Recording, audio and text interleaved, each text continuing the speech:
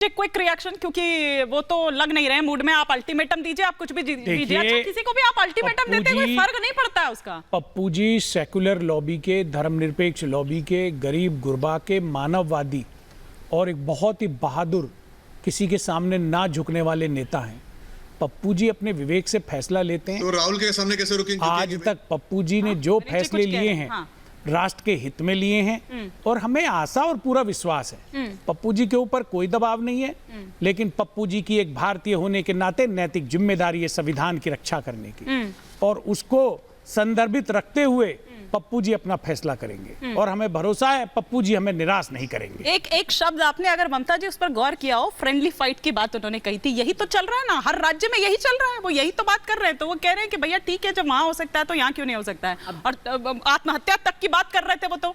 बिल्कुल बिल्कुल। अभी पप्पू जी का मैंने दुख और दर्द हम सब नहीं देखा था जब वो परेशान हो रहे थे, और उन्होंने बिल्कुल उनका सही जायज उनका निशाना आरजेडी के ऊपर और कांग्रेस के ऊपर। खैर पप्पू यादव जी ने तो अपना नॉमिनेशन एकदम बुलेट में फर्राटेदार तरीके से जाकर के भर करके दिखा दिया, और इतनी जनता वहां पर थी कि भाई मैं पहले भी इंडिपेंडेंट एंटरटेनमेंट मिला था, उसके बाद वो रोए भी, भावुक भी हो गए थे। और उन्होंने ये बोला कि मैं पहले भी इंडिपेंडेंट जीता हूं, अब भी जीतूंगा। अच्छा, अब जो पप्पू जी ने बात करी, जिसका आपने भी विषय उठाया, उसमें आप देख लीजिए इंडिया अलायंस की ना हवा निकली हुई है। वेस्ट बंगाल में ऑलरेडी ममता बनर्जी चल रही है, उसके अलावा केरला में कांग्रेस का साथ हिमानी जी सुन लीजिए, लेटेस्ट है, उन्होंने भी बोल दिया कि सुन लीजिए मैं भी इंडिया अलायंस के साथ नहीं हूं। बताइए, दल बल के साथ इकट्ठे आए थे कुछ समय पहले, हम एक साथ हैं, हम सरकार बनाएंगे। अरे भैया, कंचना भी कुछ कहना चाह रही है, कंचना जी भी कुछ कहना चाह रही है। देखिए पप्पू जी 5 बार के सांसद हैं, पप्पू जी पद के लालची नहीं है। पप्पू जी बात समझ लीजिए, पप्पू जी के लिए जरूरी है देश का संविधान बचाना। वाले हो गए। पप्पू जी के लिए जरूरी है कांग्रेस का प्रधानमंत्री बनाना। पप्पू जी तो बहुत बढ़िया है। पप्पू जी भारत में कांग्रेस का पीएम देखना चाहते हैं और हमें भरोसा है पप्पू जी हमारी आशा। और आपने पप्पू जी के बारे में बताएं। शायना जी पप्पू जी के बारे में कुछ कह रही हैं, एक बार सुन लेते हैं। हाँ शायना जी, आप कुछ बता रही हैं पप्पू जी के बारे में। आ रही हूँ कंचना जी। मैं बोल रही हूँ कि कांग्रेस के पप्पू जी को पूछिए, अच्छा उनकी क्या है परिस्थिति।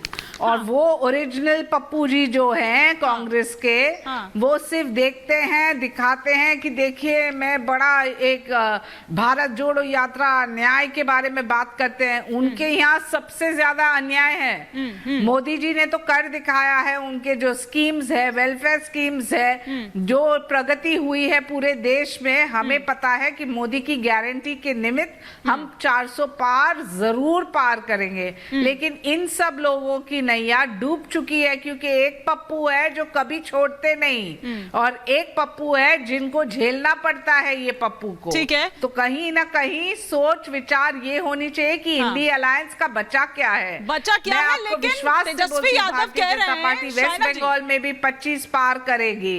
और ठीक है, लेकिन कंचना जी तेजस्वी यादव किस बेसिस पर फिर कह रहे हैं? वो तो ये कह रहे हैं कि बिहार चौंकाने वाले रिजल्ट देगा, बिहार चौंकाएगा। तेजस्वी यादव तो ऐसा कह रहे हैं। बिल्कुल चौंकाने वाले देगा। एक मिनट मुझे बोलने दीजिए। मैं बता रही हूँ कि सबसे ज्यादा अन्याय किसी के साथ हुआ है।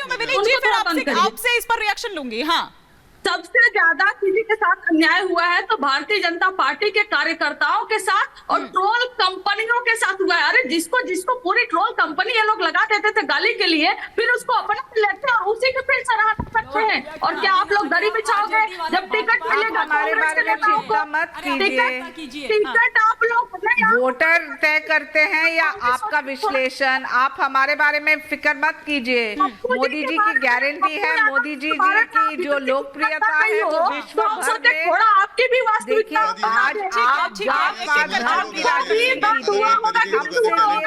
कर रहे हैं कि महिलाओं को, युवाओं को कैसे।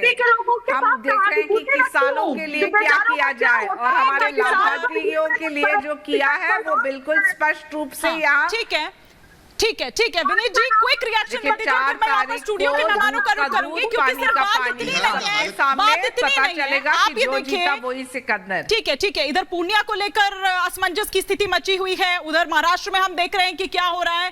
बड़े बड़े आरोप लगाकर नेता देखिए छोड़ दे रहे हैं पार्टी। उधर हम वो भी देख रहे हैं कि यहाँ उत्तर प्रदेश में क्या हो रहा है। क्या चल क्या रहा है, लेकिन साथ ही साथ सनातन को लेकर भी तमाम जो नेता हैं उन और प्रवक्ता जो हैं वो छोड़ के गए हैं पार्टी को। जी विनीत जी, आप अपनी बात कर लीजिए कंप्लीट। मुझे लगता है कि ना INDA अलायंस के जो दोनों घटक है, कांग्रेस हो या फिर RJD हो, हाँ। आज उनकी दोनों की परिस्थिति बड़ी गंभीर है। एक तो हाँ। परिवारवादी है, केवल पत्नी, बेटा, बेटी, पिता इसी के बीच में सिमट करके कल दोनों के ऊपर जमुई में भ्रष्टाचार के आरोप है। खास करके वो RJD चिराग जो है, पासवान जी के अब देखिए तो जीजा जेल में जाके का उनके मुखिया, जीजा का सीट है, वहाँ से एक बार भी प्रधानमंत्री मोदी जी ने एक बार भी परिवार परिवार का के काम बारे नहीं में किया। दिखता नहीं है। और जहां तक बिहार के बात पे जो बेहाल हुआ था लालू जी के समय पे, ये क्या सबको पता नहीं है क्या? सभी को पता है कि उनका बेटा बेटी, उनकी पत्नी के समय पे जो करप्शन हुआ था, जो भ्रष्टाचार हुआ था, वो बहुत ज्यादा हुआ था। मुझे लगता है कि बिहार के अंदर बड़ा एक मन बन चुका है कि ना लालू जी ना कांग्रेस जी, इन दोनों को नहीं रहेंगे और इस समय जो साथ मिलेगा वो मोदी जी को मिलेगा। और केवल बिहार की बात नहीं है, अगर ये बात पूरी आपने अगर हिंदुस्तान में देखी है तो वहां पे ये बात चल रही है। और 400 प्लस ये पक्की बात है। ठीक है। हाँ, एक बात है, लालू जी को सोचना पड़ेगा कि बाकी कोई केसेस न खुले उनके। नहीं, कंचना जी जो है, आप बताइए तो लालू जी के ऊपर क्या क्या केसेस है? ठीक है, कितने मैं केस एक तो मिनट बता आऊंगी, दीजिए लेकिन यहाँ पर एक बड़ी खबर आ रही है, जरा उसका रुख कर कितना लेती बार हूँ। जेल गए ये तो मध्य प्रदेश से भी INDIA को बड़ा झटका लगता हुआ यहाँ पर नजर आ रहा है। आपको बता दें कि यहाँ पर जो खजुराहो में मीरा यादव की अगर बात करें, समाजवादी पार्टी के उम्मीदवार, उन्होंने अपना नामांकन कार्य वो कर दिया है। नामांकन फॉर्म पर साइन न होने और वोटर लिस्ट की सत्यापित कॉपी जमा न करने की वजह से नामांकन, हालांकि ये बताया जा रहा है कि रद्द कर दिया गया है।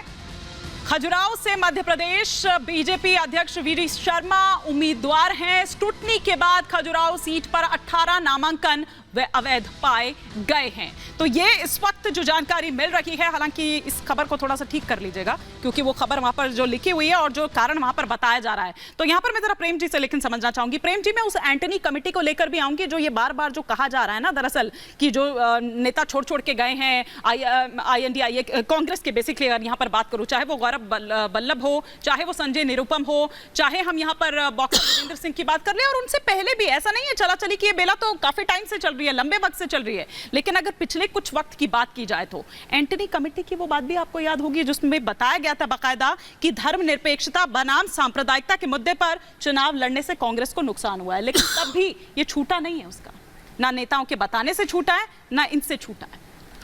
देखिए, नुकसान की समीक्षा हो सकती है लेकिन सही और गलत उससे तय नहीं होता है। सेकुलरिज्म इस देश की आत्मा है और उस पर टिके रहना राजनीतिक दलों का धर्म है। कांग्रेस ने वो किया है। अब उसका नुकसान उसका दूसरा पार्ट है कि जो हिंदूवाद, बहुसंख्यकवाद के रूप में जो चीज़ें हुई उसको कांग्रेस नहीं रोक सकी थी। तो एंटनी कमेटी की जो रिपोर्ट है वो कांग्रेस के विरोध में नहीं है, वो एक समीक्षात्मक रिपोर्ट है। और अभी जो लोग कांग्रेस छोड़ के जा रहे हैं, कितने आप 2-4 नाम गिनाते हैं कि कांग्रेस छोड़ के जा रहे हैं, आप देखिए। हाँ सुनिए, साफ हो गई है साहब, आप 5 साल का फिर रिकॉर्ड लेंगे, 5 साल का बीजेपी का भी रिकॉर्ड लीजिए। आप कर्नाटक में देखिए, मुख्यमंत्री, पूर्व मुख्यमंत्री कौन कौन सब पार्टी छोड़ गए, कांग्रेस में भी आए, फिर रिटर्न भी हुए। आज अभी भी मंत्री जा रहे हैं, अभी आप लगातार देख रहे हैं 3-4 सांसद बीजेपी छोड़कर चले गए। तो ये चुनाव के समय में होता है। इस समय आप ग्रिल कर रहे हैं सिर्फ कांग्रेस को, अरे कांग्रेस से ही केवल स्विच ओवर नहीं हो रहा है, दूसरी पार्टियों से भी स्विच ओवर हो रहा है। हाँ। ये बात है। एक बात इंपॉर्टेंट बोलना चाहता हूं, अभी संविधान बदलने की बात कंचना यादव जी बोल रही थी। हाँ। तीसरे नेता ने ऐसा कहा है, अनंत हेगड़े, फिर आपको ज्योति मिर्धा और अब ये प्रेम कुमार जी गया वाले, इन तीनों ने कहा संविधान बदल देंगे। उसके बाद भ्रष्टाचार, भ्रष्ट लोगों को पार्टी में लेना हमारी रणनीति है। निर्मला सीतारमण ने कहा, राजनाथ सिंह ने कहा, और आज रामदास अठावले कह रहे हैं कि या तो हमारे यहाँ दरवाजे खुले आ जाओ, नहीं तो जेल के दरवाजे खुले चले जाओ।